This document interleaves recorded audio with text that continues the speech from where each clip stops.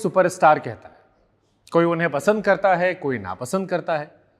कोई उन्हें भोजपुरी का अमिताभ बच्चन कहता है, तो कोई कहता है कि वो आदमी है जो भोजपुरी की इज्जत देश भर में बढ़ा रहा है। नाम पवन सिंह, पावर स्टार कहते हैं। हमसे राजकुमार राव ने कहा कि पावर स्टार हैं पवन सिंह। जब मिलकर आए तो हमको लगा कि जलवा हो तो ऐसा। बहुत सारे लोग हमसे बहुत दिन से कह रहे थे कि पवन भैया से मिलेगा।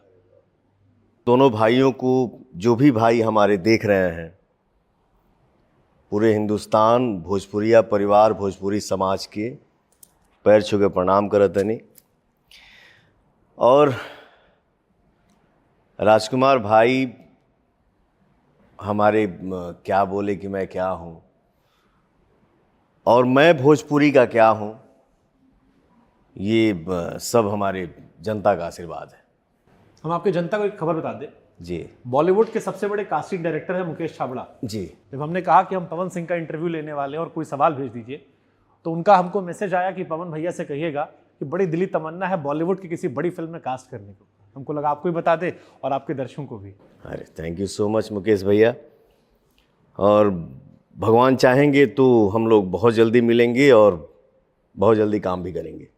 तो आदमी कभी साइकिल पे चल रहा था, खबर सुनते थे कि चाचा मुंह पे पानी छींटा मारते थे, बेटा गाना गाओ, संघर्ष कर रहे हैं, साइकिल पे घूम रहे हैं। अब उसको बॉलीवुड की सबसे फेमस हीरोइन श्रद्धा कपूर, जो सबसे ज्यादा फॉलोड की आती है, वो कह रही है कि हमारी पिक्चर हिट हुई, इसमें पवन सिंह भी है।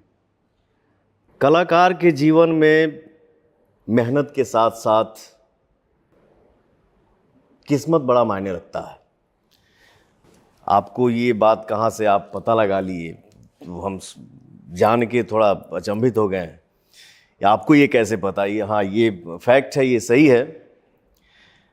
जब हम बच्चे थे, ना समझ थे, उस टाइम मेरा उम्र 6 साल का था और कहीं चाचा हमसे पहले हमारे चाचा जी ही गाते थे।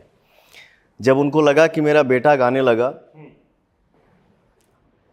तो अब मैं क्या गाऊं, मेरा बेटा ही गाएगा। तो हमको कहीं कहीं शो में लेके जाते थे और हमको गाने का मौका जब लेट से मिलता था तो बच्चा आदमी मैं सो जाता था। 2 बज गया। जैसे आज का समय है ना कि हम लोग 3 घंटे का इवेंट करते हैं, जिसमें मैं सिर्फ और सिर्फ 1 घंटा गाता हूँ, आधे घंटे की 2 एंट्री। लेकिन पहले का जो समय था, जो हम लोग हारमोनियम लेके गाना बजाना करते थे, उस टाइम 7 बजे शाम में या 9 बजे रात को कार्यक्रम शुरू होता था और जब तक सवेर ना हो जाए, सूर्य भगवान जब दिखाई दें, तो ये चर्चा होता था कि यार गजब गजब का शो हुआ। आजकल शो हम लोग बोलते हैं, लेकिन पहले होते रहे कि गजब का प्रोग्राम हुआ यार, गजब लड़का गाया।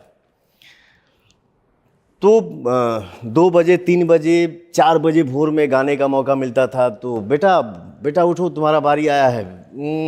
चाचा फिर हमको मुंह पे पानी मारते थे, तो हम गाना गाते थे। आज ये जो आपने बात बोला कि स्त्री 2 गाना आई, फिल्म में इतने बड़े बड़े स्टार कास्ट, बट इस गाने का भी पुश है। तो ये इसको किस्मत ही बोलेंगे, क्योंकि एक दिन पहले हमको मेरा भाई बताया कि भैया ऐसा ऐसा है। मैं थोड़ा फ्लाइट पे कम बैठता हूँ, बहुत नुकसान भी है, कम बैठता हूँ। मैंने बोला भाई देखो इतना सारा यहाँ पे काम है, मैं यहाँ से नहीं हट पाऊँगा, मैं यहाँ से नहीं हिल पाऊँगा। तो सामने वाले का बड़प्पन है। भाई एक आए और यहाँ मेरा खुद का स्टूडियो है, जो मैं अपने ही स्टूडियो में सॉन्ग गाता हूँ। एक तो इतना हाई रेंज का गाना, मैं तो मॉनिटर रूम में सुना कि हाँ ज़रा सुनाइए क्या है। मैंने सोचा यार ये गा पाऊँगा या नहीं गा पाऊँगा, लेकिन माँ का आशीर्वाद, मैं आधे घंटे में ही गाना गा दिया और रात भर में मिक्सिंग हुआ और नेक्स्ट डे सॉन्ग रिलीज हो गया। फिर इवेंट भी हुआ लखनऊ में, गजब नाचे थे आप। और श्रद्धा जी भी थी, राजकुमार भाई भी थे, आपका भाई भी था। बहुत अच्छा रिस्पांस मिला और जो अभी तक हमने फिल्म देखा नहीं है, बट देखूंगा जरूर। लेकिन जो भाई आता है देख के बताता है भैया, बीच में पूरी पिक्चर चलती है, बीच में थोड़ा सा एक मुखड़ा आता है तो हल्ला होता है हॉल में। इसके बाद शायद पिक्चर के एंड में इस गाने को दिखाया जा रहा है, फिर भी जो रिस्पॉन्स है तो हम यही कहेंगे कि ये हमारे किस्मत में था और ये मेरे लिए सौभाग्य है। और कबो माई कहीं नहीं कि अच्छा खासा लड़का हमार इतना बढ़िया सब कुछ, इतना बढ़िया आवाज दिया है, टैलेंट दिया है, काहे इतना विवाद हुआ है घूम टहल के?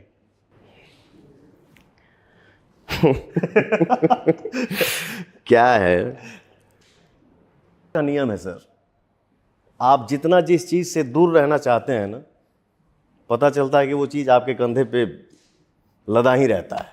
इसके आगे क्या ही बोलो। लेकिन पवन सिंह जब कह देते हैं कि पावर स्टार है हम, पावर यहीं शुरू होता है यहीं खत्म होता है, तो कई बार लोग कहते हैं कि यार ये अभिमान आ गया या क्या है, या फिर वाकई में आपको आपके लोगों ने एहसास करा दिया है कि जोन है भोजपुरी में तो पवन भैया है? नहीं नहीं, ऐसा नहीं है। देखिए क्या है, मैं भी इंसान हूं। अभिमान होता क्या है ये तो हमारे संस्कार में ही नहीं है, लेकिन हाँ स्वाभिमान जरूर है, वो कभी नहीं मर सकता।